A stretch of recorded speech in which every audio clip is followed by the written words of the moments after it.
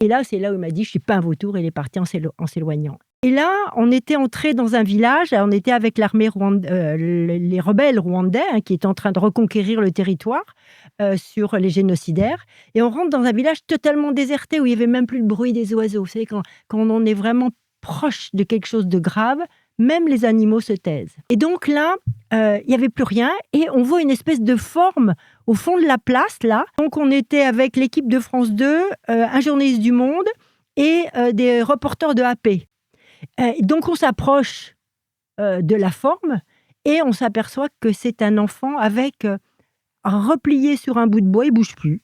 Il tient grâce à ce pieu. Il y a les mouches qui vrillonnent autour de ses yeux, de sa bouche. On a l'impression qu'elles sont déjà en train de le manger.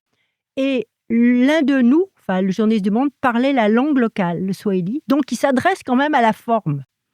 Et la forme ouvre les yeux.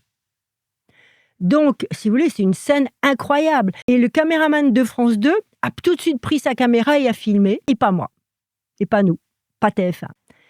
Et là, j'ai dit: «Mais filme!» Et là, c'est là où il m'a dit: «Je suis pas un vautour», et il est parti en s'éloignant. Et 2 jours plus tôt, alors qu'on filmait les gens qui sortaient de la forêt, les survivants, qui étaient tous, pour moi, quand je les voyais déchiquetés, qui marchaient à peine sur leurs 2 jambes, et cetera, ou qui avaient des gros bidous, et cetera, pour les plus jeunes. Lui, dans les images qu'il m'a faites, il y avait que des gens qui souriaient.